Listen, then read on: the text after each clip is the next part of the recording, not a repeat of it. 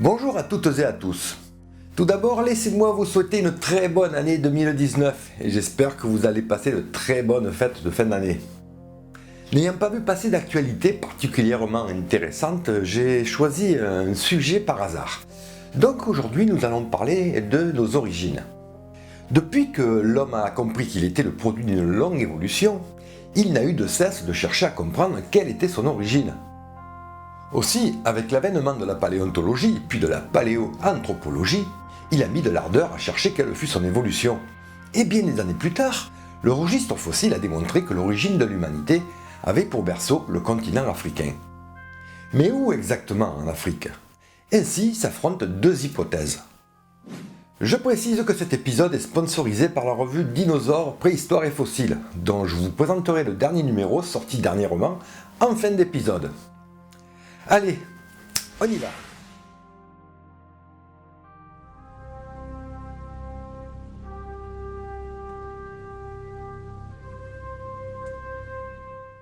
C'est durant la seconde partie du XIXe siècle que les premiers ossements attribués à notre lignée virent le jour. Puis au cours du XXe siècle, ça s'accélère, et de nombreux fossiles sont sortis de terre et étudiés. Chose étonnante, une grande partie est concentrée dans une région bien spécifique de l'Afrique, une région nommée la Vallée du Rift. Si à ce jour, près d'une trentaine de spécimens sont recensés, au début des années 70, ce n'était pas le cas. Seule une petite douzaine de fossiles avaient vu le jour, notamment Australopithecus afarensis. En effet, en 1974, un jeune paléontologue français spécialisé dans les proboscidiens découvre un fossile qui va changer l'histoire à tout jamais, la fameuse Lucie. Vous l'avez compris, il s'agit d'Yves Coppens, enfin, Coppens et toute l'équipe qui l'accompagne. Cela dit, pour être précis, bien que Coppens faisait partie de l'expédition International Afar Expedition, le fossile fut découvert par l'équipe américaine menée par Donald Johanson. Et à propos de Lucie, allez donc faire un tour sur cette vidéo de Stop Science. Petite anecdote, le fossile a été dénommé Lucie en souvenir d'une chanson des Beatles, Lucy in the Skies with Diamond, qui était écoutée par les paléontologues durant les fouilles.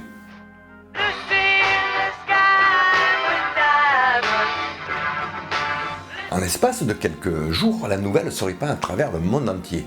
Et Coppens devient une superstar de la paléo, reconnue de tous. Il reçoit la Légion d'honneur, de nombreux prix, bref, sa carrière connaît une ascension fulgurante.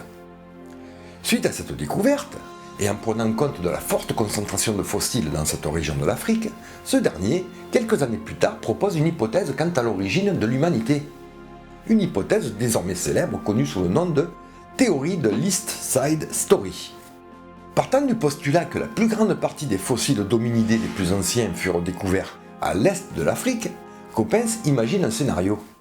Ce scénario raconte que dans cette région alors boisée vivait une population de grands singes lorsque survint un tremblement de terre. Au cours de ce processus géologique, une faille apparut, déchirant de part et d'autre la corne de l'Afrique, formant une vallée à l'ouest et une chaîne de montagnes à l'est.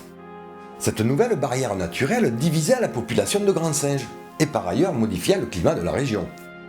Aussi, si à l'ouest l'écosystème resta inchangé, toujours boisé et humide, à l'est, cette nouvelle chaîne de montagnes bloque les nuages et les empêche d'aller déverser la pluie dont ils sont chargés.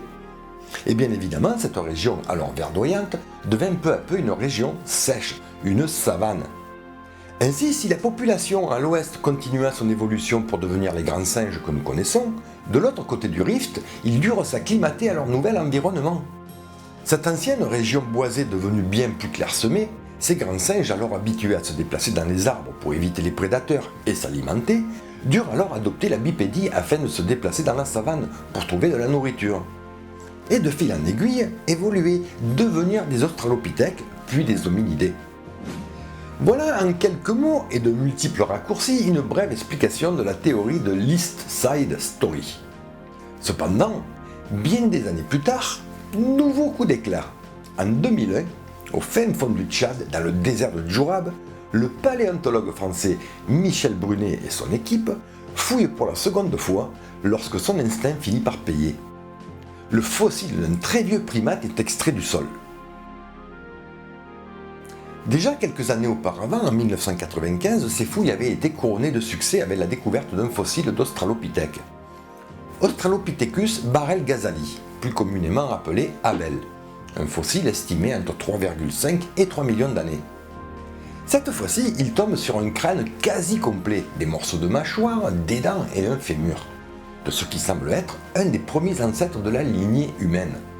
Un fossile estimé à environ 7 millions d'années est nommé Sahelanthropus, l'homme du Sahel, tchadensis, ou Toumaï pour les intimes. Il s'agit donc du plus ancien ancêtre de notre lignée, une période où la lignée humaine était encore proche des grands singes, les paninés, le groupe frère des homininés, la lignée des hominidés et par extension du genre Homo. Aussitôt, l'info fuse à travers le monde, et à son tour, Michel Brunet, tout comme Coppens en son temps, connaît la gloire, devient rapidement la superstar de la paléo, reçoit les titres d'officier de la Légion d'honneur, d'officier de l'Ordre national du mérite et j'en passe. Fort de ces découvertes faites au Tchad, Brunet y va de sa propre hypothèse, celle de la West Side Story, en opposition directe avec celle de l'East Side Story de son confrère Yves Coppens. Coppens qui sera amené à réfuter sa propre théorie. Au passage, il faut saluer le professionnalisme de Coppens, qui face aux preuves a su revenir sur ses propos. Par ailleurs, sa théorie avait déjà quelque peu été ébranlée, car un an avant la découverte de Toumaï, la paléontologue française Brigitte Sénut avait identifié un fragment de mâchoire attribué à Ororhyn tugenensis, un hominidé âgé d'environ 5,9 millions d'années, lui aussi découvert à l'ouest de l'East Side.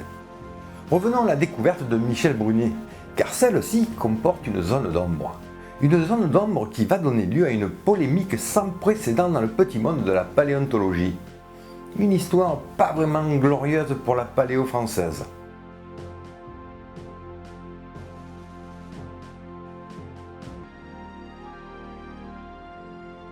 Mais il ne s'agit pas de paléontologie à vraiment parler, plutôt d'une sombre histoire d'ego et de pouvoir. Bref, les dessous des cartes de la paléontologie. Si vous voulez en savoir plus sur l'affaire du fémur de Toumaï, faites-moi le savoir dans les commentaires et éventuellement, je vous raconterai cette histoire. Bien, je voulais donc vous présenter le dernier numéro de la revue Dinosaures, Préhistoire et Fossiles, sorti courant décembre.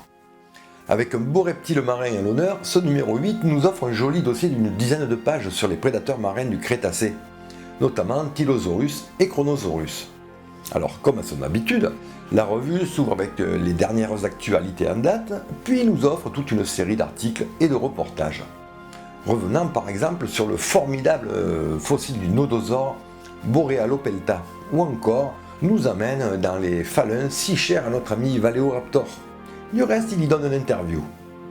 Ils abordent également l'extinction Crétacé-Tertiaire, que j'aurais personnellement nommé Crétacé paléogène. Enfin, et bien d'autres choses encore, que je vous laisserai découvrir.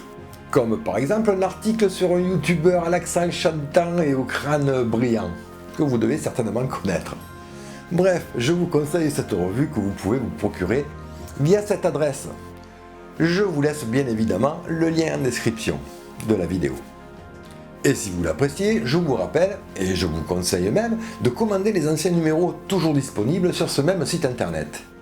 Voilà pour Dinosaures, Préhistoire et Fossiles. J'espère que ce format court vous aura intéressé. Et si tel est le cas, s'il vous plaît, n'oubliez pas le petit pouce en l'air, c'est très important. Dites-moi si vous voulez en savoir plus sur l'affaire du fémur de Toumaï dans les commentaires.